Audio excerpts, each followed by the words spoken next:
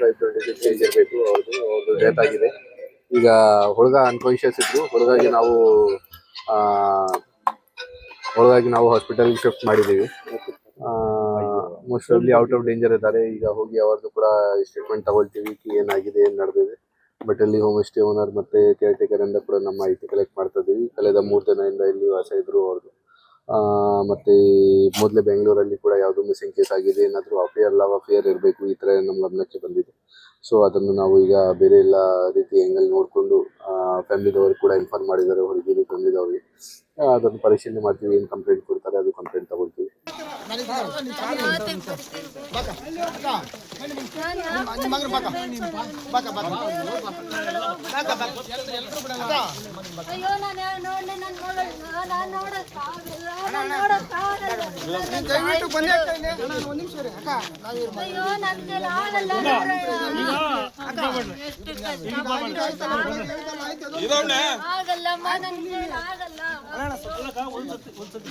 ಅಯ್ಯೋ ನನ್ನ ಕೈಲಿ ಆಗಲ್ಲ ದೇವರ.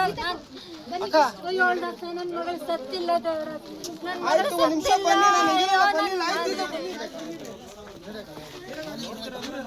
ಬನ್ನಿ ಬನ್ನಿ ಬಿಡಿ ಸಾಕು ಬಿಡಿ ಸಾಕು ಬಿಡಿ ದಯವಿಟ್ಟು ಸರ್ ನಡೀರಿ ದಯವಿಟ್ಟು ಬಿಡಿ ಬೇಡ ನೋಡಿ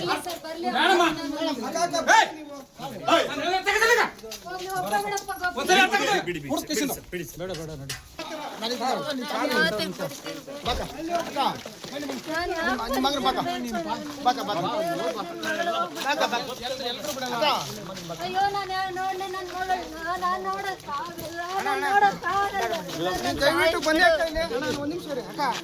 ಅಯ್ಯೋ ನನ್ನ ಕೈಲಿ ಆಗಲ್ಲ.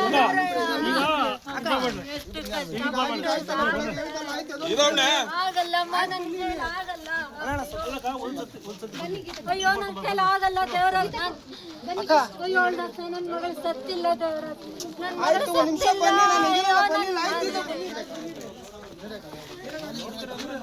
ಬನ್ನಿ ಬನ್ನಿ ಬಿಡಿ ಸಾಕು ಬಿಡಿ ದಯವಿಟ್ಟು ಸರ್ ನಡೀರಿ ದಯವಿಟ್ಟು